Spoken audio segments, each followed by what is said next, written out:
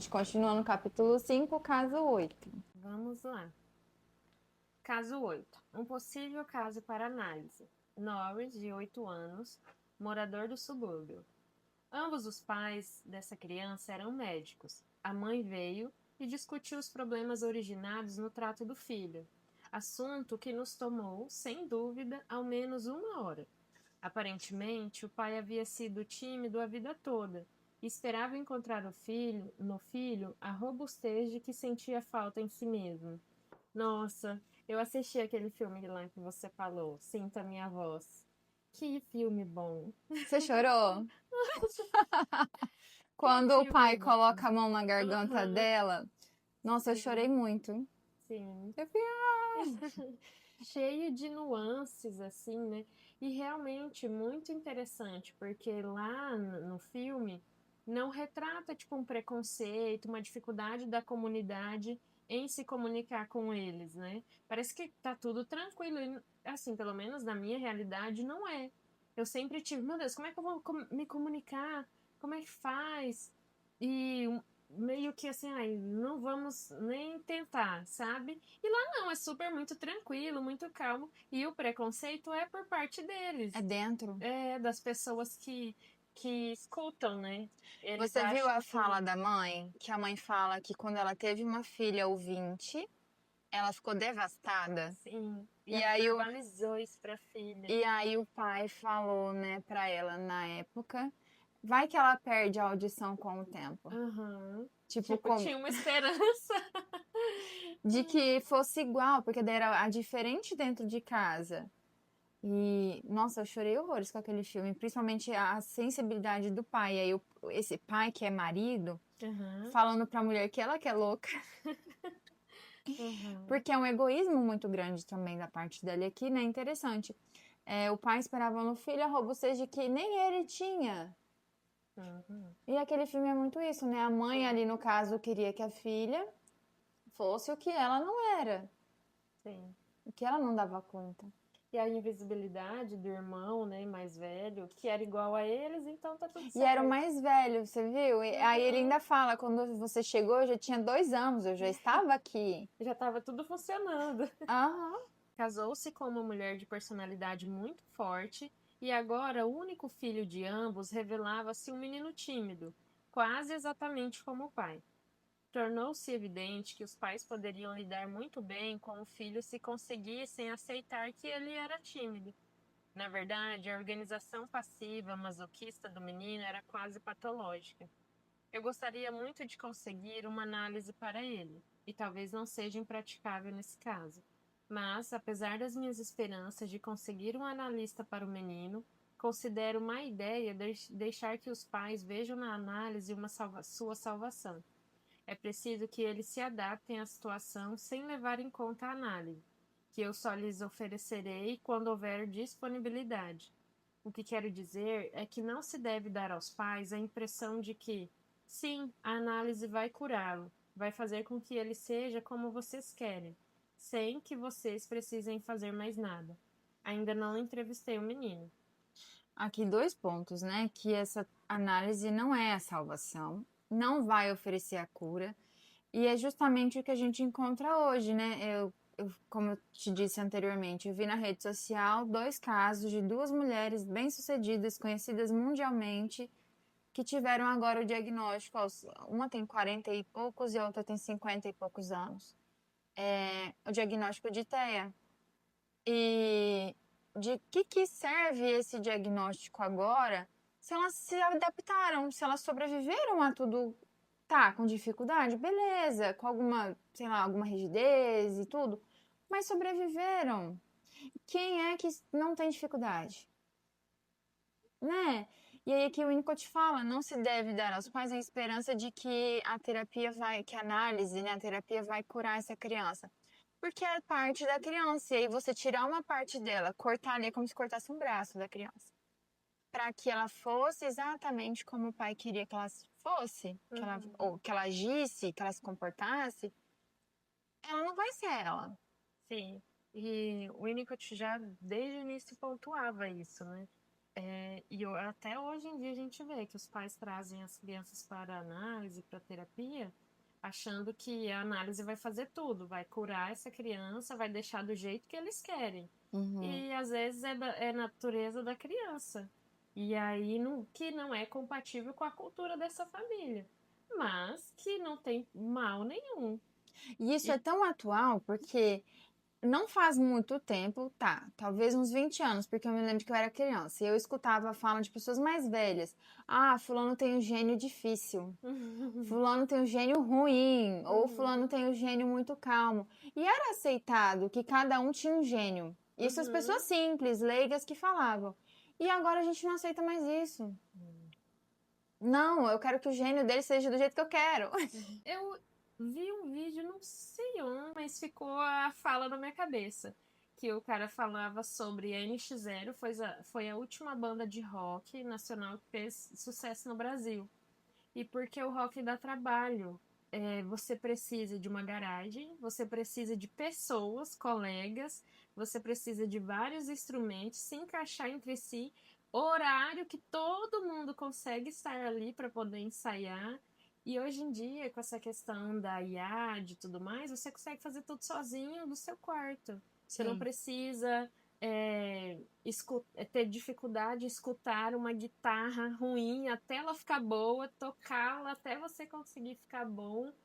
E. Isso que você falou faz muito sentido, porque meu irmão teve uma banda de garagem e mobilizava a comunidade toda, porque daí o meu pai ajudava, o pai dos amigos, tipo, um carregava a bateria de um lado pro outro. Aí eles chegaram a participar de festivais, tipo, foram até de Paraná, que é 200 Legal. quilômetros daqui em festival. Mobilizava todo mundo. Uhum. A minha mãe que ajudava a lavar o tapete que ficava embaixo da bateria. Era uma coisa muito bacana, sabe? E, e os pais daí dos meninos tinham que ter esse tempo de acompanhar eles, de ajudar a montar e desmontar e mexer com instalação de fio, energia elétrica mesmo, né? Eles eram tudo de 15, 16 anos, tudo molequinho mesmo. E na pandemia, eu me lembro de um movimento que na época eu achei interessante. Pessoas que já têm algum dom somado à possibilidade de estudar música faziam vídeos com uma mesinha de som pequena, gravava o violão, gravava uma flauta, gravava um violino e gravava uma bateria. A mesma pessoa tocando todos esses instrumentos, juntava-se todas essas faixas que ela gravou e fazia como se fosse uma banda. Uma só pessoa. Do seu quarto. E isso virava live, virava vídeos no YouTube. Isso eu lembro que na pandemia foi considerado como algo muito bonito, de nossa, olha só, a pessoa fazendo arte e tal. Mas era uma sozinha, trancada num quarto. Isso quem tinha dom e acesso a instrumentos e aula de instrumentos, né? E quem não tem? Sim. E quem não nasceu com esse dom? Exatamente.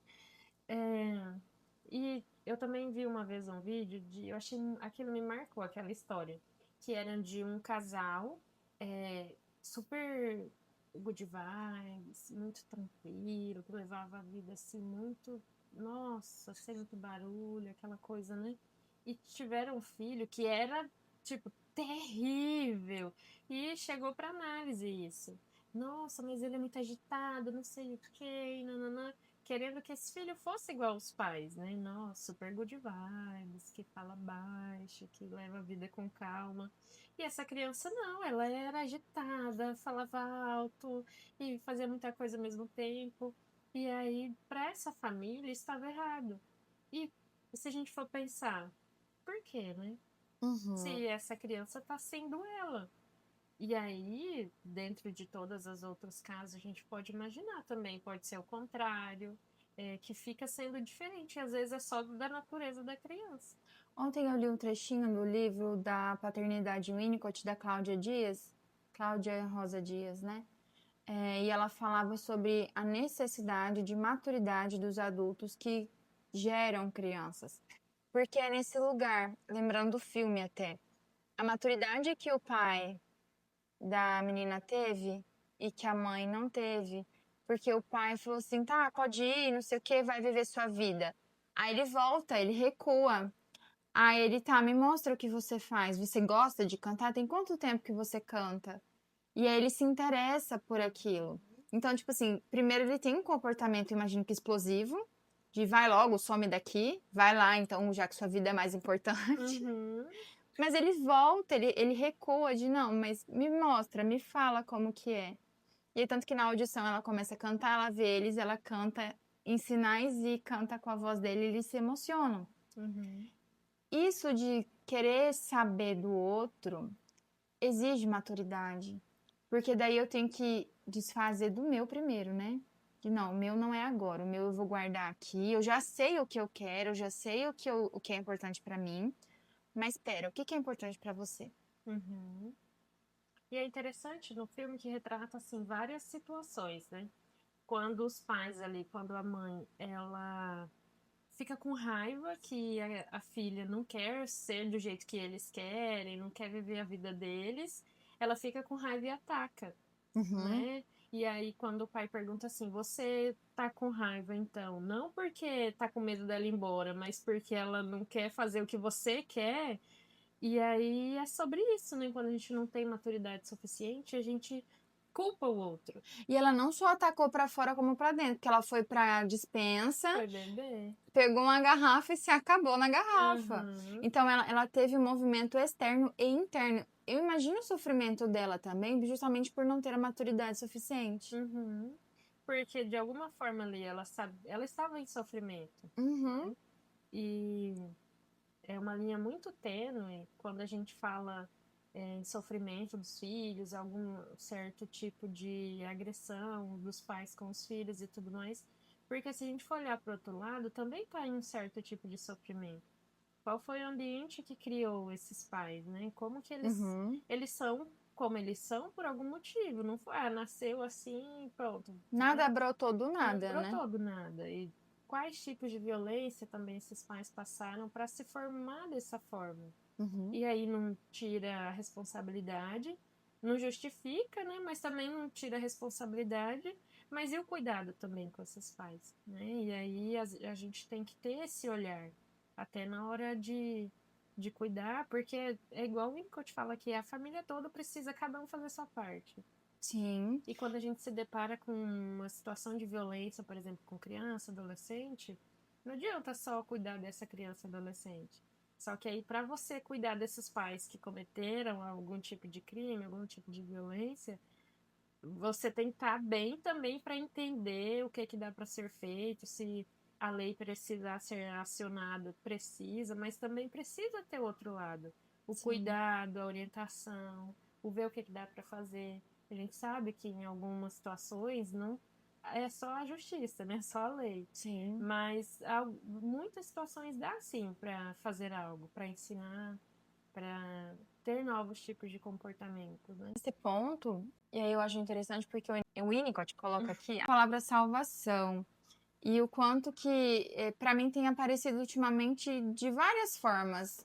A princípio apareceu de uma forma bem específica, mas eu tenho percebido que de várias maneiras isso vem aparecendo camuflado em outras situações, de alguém tentando salvar alguém. É um namorado tentando salvar uma namorada, é uma esposa tentando salvar um marido, é uma irmã tentando salvar um irmão. Tem aparecido muito isso.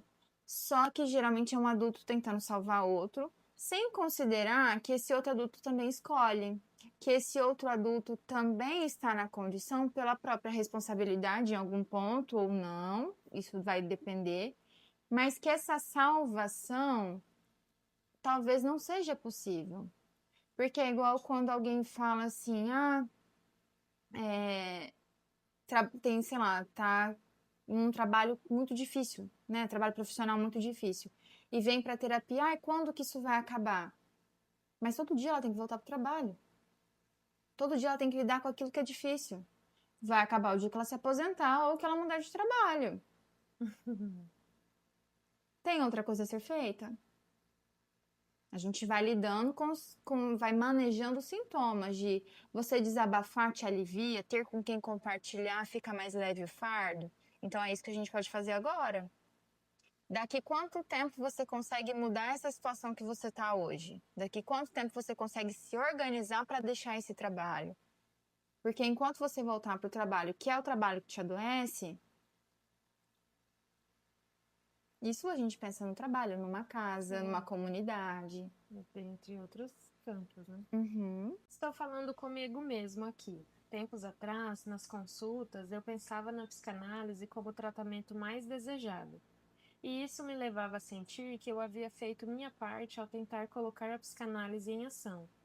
Mas as consultas só têm valor positivo se a psicanálise for mantida completamente fora de cena, salvo quando ela é inteiramente possível. Se, em adição ao que é aconselhado e aos outros benefícios, a psicanálise pode ser oferecida e, de fato, posta em funcionamento, tanto melhor. O caso seguinte foi bem mais satisfatório, embora esse aspecto dependesse da minha capacidade de fazer algo imediatamente. Não sei se algum dia chegaremos a resolver o problema de ter sempre uma vaga disponível, mas casos críticos têm um interesse todo especial, e analistas que nunca têm tempo para aceitar um caso agudo acabam perdendo as experiências muito valiosas. Resumindo, não tem agenda lotada. Deixe um horário ali, tal. Sim. Caso 9. Francis, de 11 anos. O menino foi trazido diretamente à clínica por sua mãe, que pedia ajuda urgente. Era um menino violento e patológico em vários aspectos. Ele próprio estava aflito por sua condição e pedia ajuda repetidas vezes. A consulta original com a mãe durou 2 horas e foi muito importante. Descobri que havia 2 pessoas doentes nesse caso, a mãe e o menino. Há uma infinidade de detalhes muito interessantes que poderiam ser relatados sobre este caso, mas apresentá-los aqui me faria ir além do meu objetivo no momento. Eu diria que há um interesse especial no modo como a mania do menino relacionava-se à depressão da mãe. A intolerância dele à depressão materna tornava-o maníaco. A fim de ajudá-la, eu tive que iniciar o tratamento do menino imediatamente. O resultado das primeiras semanas de trabalho, em que ele se comportou como um adulto inquieto e preferiu deitar-se no divã em vez de desenhar ou brincar, significou uma mudança de sua atitude em relação ao seu pai real. Ele recobrou a confiança no pai após interpretações diretas do conteúdo edípico de material que forneceu, de maneira bastante intensa, em uma brincadeira com a irmã. Em sua fantasia, o pai sexual era mau e machucava o corpo da mãe, de modo que a Gestapo estava atuando em nome do filho quando levou o pai embora à força. E Francis identificava fortemente com os policiais. Pouco tempo depois, ele passou a me considerar como um pai bom, capaz de ajudar, mas destituído de sexualidade, e pediu-me para atender sua mãe de vez em quando, especialmente pelo fato de ela ter estado menos depressiva desde que eu entrava na vida deles. É importante notar que ele não me considerava apaixonado por sua mãe, coisa que, segundo seus padrões, acontecia com todos os homens de quem ele gostara antes da análise. Não fiquem desapontados ao ouvirem que a depressão da mãe retornou assim que ela conseguiu mandar o menino para um colégio interno. Nas circunstâncias, esse foi um grande avanço na dinâmica familiar, sinalizando que uma figura paterna havia retornado ao lar. A análise está funcionando muito bem. O menino vem me ver sempre que há um feriado e, considerando as circunstâncias, faz uso do tratamento de forma mais plena possível. Interessante, né? Até que ponto que esse menino viu também, talvez, alguma cena que não fosse apropriada para a idade dele, que ele não tivesse capacidade cognitiva de entender o que aquilo significava. Porque entender que o pai machuca a mãe, eu consigo imaginar numa cena erótica. Que uma criança não vai entender que aquilo ali é uma troca afetiva, né? E por vezes, que relação que o pai conseguia ter com ele, que deitar é um pai que machuca a mãe. Mas e será que esse pai falava com ele, brincava com ele, interagia com ele? Porque daí o Winnicott ocupa esse lugar. O Winnicott não está pela mãe, está por ele, mas dá suporte para a mãe. Então, assim, do que a mãe precisa em relação ao filho, o Winnicott está lá. que lugar que esse pai ocupou. O Uhum. pai real, né? O pai verdadeiro. E aqui quando fala que mesmo depois quando ele vai pra escola e nos feriados ele vem ver o Winnicott. Que liberdade para isso acontecer, de ele ir e retornar quando dá. Uhum. É uma disponibilidade muito grande também do médico. E o tratamento continua funcionando, né? Porque ele fala, considerando a circunstância, faz uso do tratamento da forma mais plena possível. Então, Uhum. assim, dessa forma funcionava. Como ele disse mais acima, que o pai agora estava em casa. Mesmo com essa mãe ter voltado A a depressão, a depressão. mãe retornou assim que ela conseguiu mandar o menino para o colégio. Mas nessa circunstância o pai estava em casa, mas esse pai que entrou através da análise, né? De que há um cuidado, de que o Winnicott está lá quando necessário. Muito E legal. talvez até a depressão da mãe tenha voltado por ela ter que ficar longe do filho. É possível a gente pensar nisso também, porque ela teve que. Ela tinha o filho todo dia ali com ela, daí já não tem mais todos os dias. E... Mas o que mais me toca é essa disponibilidade de Winnicott. Que a gente vê, é claro que a psicologia nesse ponto é muito diferente da psicanálise. Mas a gente vê um endeusamento de terapeuta e paciente que a gente não pode se encontrar nem no mercado, Uhum. né? Nossa, a gente encontrar meu psicólogo na feira, meu Deus. Uhum. Tem até um cara que faz meme com isso no Instagram. Encontrei minha psicóloga no avião, vou lá perguntar um negócio pra ela que eu esqueci de perguntar na terapia. Você já viu os vídeos dele? Não, eu acho que não. Vou te Não mandar. sei se é o mesmo que eu vi hoje, que ele É um do fala que bigodinho. ele é casado com uma psicóloga. Ele fala assim: vocês têm amigos psicólogos? Eu tenho uma amiga psicóloga. Nossa, que classe difícil. Hoje eu vi um vídeo. Eu sou casado com uma psicóloga. Eu achei que tudo estaria resolvido, que quando eu tivesse um psicotécnico, ela ia me orientar. Quando eu Acho que tivesse uma é esse. ansiedade, não sei o quê. Mas ela tem crises pior que a minha, ela não sabe me orientar em nada. Não, eu acho que eu vou processar ela. Eu acho que é o mesmo, é um que tem um bigodinho. Ele Aham, às vezes tá de aham. chapéuzinho. É o mesmo, Aí ele então. fala assim: eu descobri que ela é humana. Aham, justo. E a gente tem esse negócio, eu não sei de onde vem, que psicólogo, não posso encontrar meu psicólogo na feira. Eu penso que é mais de um preconceito, sabia? Porque, por exemplo, se eu encontrar lá, eu vou cumprimentar. Então as pessoas ao meu redor vão saber que eu conheço uma psicóloga, vão achar que eu faço terapia, que eu Ah, sou doido. é. Então, assim, se a gente fingir que não se conhece, não sabe, ninguém sabe de nada, eu sou pleno, eu finjo que eu sou normal, Uhum. né? Normal. Eu acho que vem mais daí, sabe? Tipo Faz assim, sentido. Esse lugar que eu vejo, assim, o quanto que o Unicode foi acessível e o quanto que isso facilitou tantos processos de tantas pessoas. parece que não tinha isso, né? Não, tem que ser segredo, ninguém Não, ele pode atendeu saber. uma mãe no restaurante. Era super. A mãe precisava de Sabe? ajuda. Não tem aquele caso que a gente leu um tempo atrás? Que a mãe, ele viu a mãe em uma conversa num restaurante, a mãe chegou em casa e É freudiano, né? Que ele vai pra montanha. Não é não. Mas que ele vai pra uma montanha passar as férias e ele encontra o caso da menina lá e ele orienta naquele período e tem uma resolução, sucesso. Ele tava nas férias de acho que é o caso do menino inverno, dos né? ratos, que daí ele encontra o pai do menino. Não, é de uma menina que ela tem sonhos com um bicho na Com cobra? janela. É, não. Ela, Se for né? com Não cobra, não. sei se era cobra, mas era um bicho na janela e ele vai, investiga, nananã. Aí ela tem tipo paralisia do sono. E aí no final era uma tentativa de abuso que tinha acontecido, e aí o bicho na janela era o rosto da pessoa, não sei o quê, e aí fica. Né? Pois é, e aí olha só, Freud também recebia até galinha de pagamento, batata, mas estava lá para fazer um serviço em prol de verdade da saúde. E hoje esses preconceitos que eu acho que a nossa classe acaba reforçando sim em algum ponto, porque tá, do paciente não querer que as pessoas saibam que ele faz terapia, é dele, isso é dele. Uhum. Mas até que ponto que a gente, enquanto profissional, reforça isso de também ficar desconfortável? Uhum. De ser psicólogo e ir pra feira, eu não posso vestir um shortinho, Uhum. né? Sim. E é legal a gente estar falando disso, olhar para isso, porque isso é movimento histórico, é movimento humano.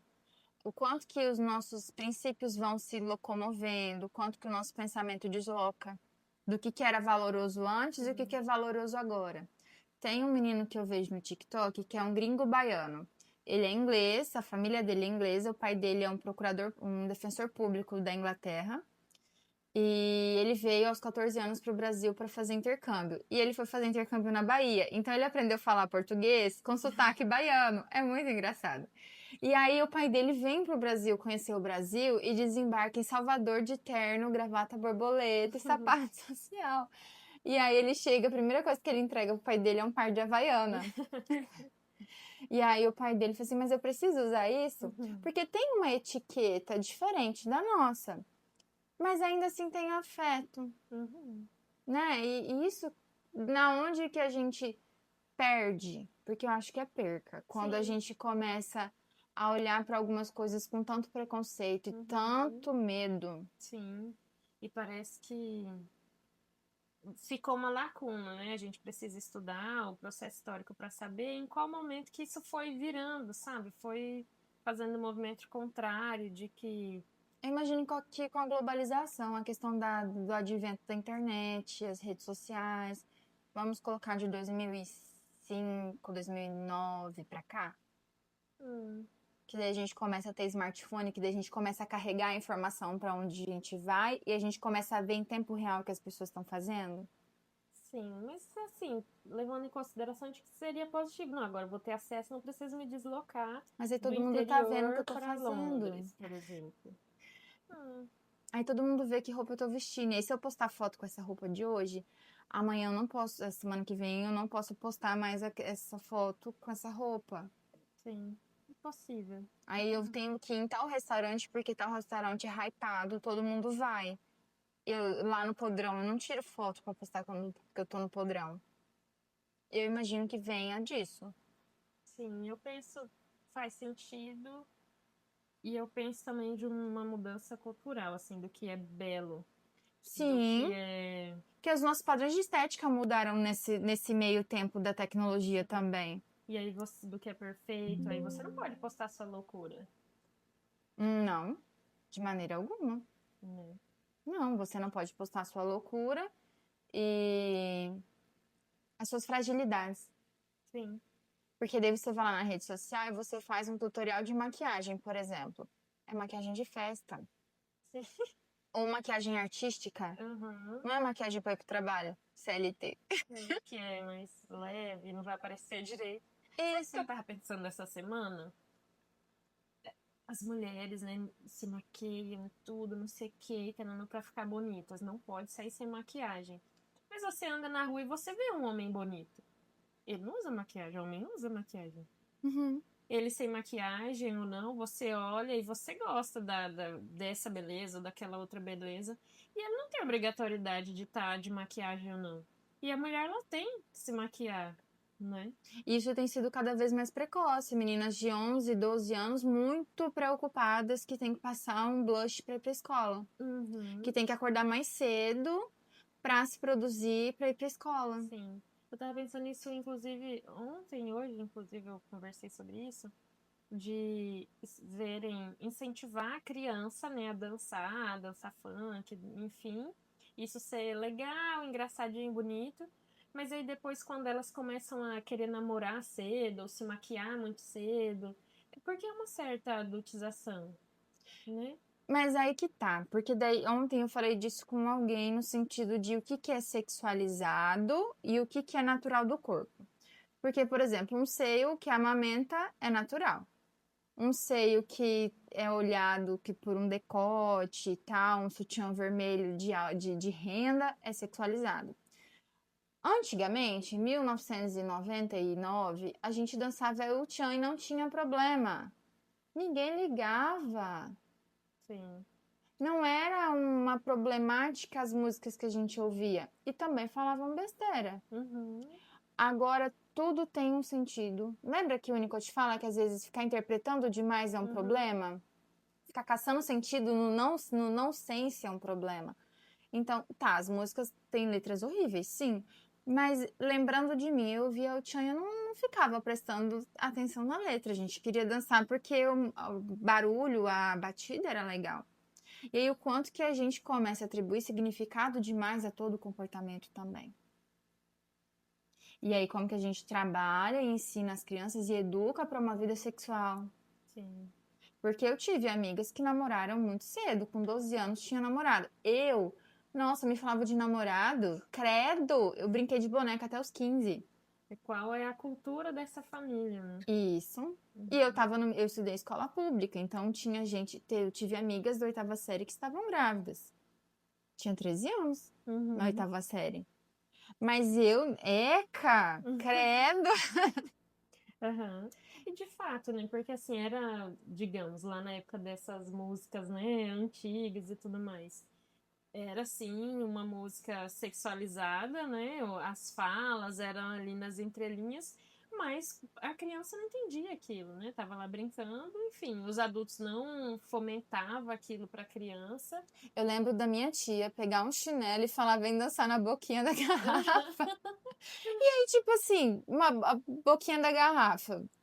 Uhum. Era a boquinha da garrafa mesmo, né? Era! Não Era tinha. literal, não tinha outra Era, e era conotação. brincadeira, porque daí Sim. brincava e aquilo era num momento em família ali, às vezes. Sei lá, no domingo à tarde e depois do almoço. Uhum. E depois a gente seguia a vida, olha, isso é certo, isso é errado, tem o dia de ir pra igreja, tem a roupa de ir pra festa, a roupa de ir pra escola. E a vida e tinha lugar, todas as coisas tinham lugar também. É, eu acho que isso meio que perdeu, né? Porque hoje em dia essa criança, vamos colocar, dançou ali aquela música. Ok, mas aí foi para outro lugar que pediu outro tipo de comportamento. E às vezes, dependendo da cultura, não pede outro comportamento. Elas continuam naquilo, né? Sim. As vestimentas e tudo mais, a forma de agir com as pessoas. Oiê, se você nos acompanhou até aqui, muito obrigada. Esse foi nosso primeiro episódio do podcast em vídeo aqui pro YouTube, nosso primeiro vídeo no canal também. Teve probleminhas técnicos, acabou a bateria, mas estamos muito felizes. Continue nos acompanhando. Beijo!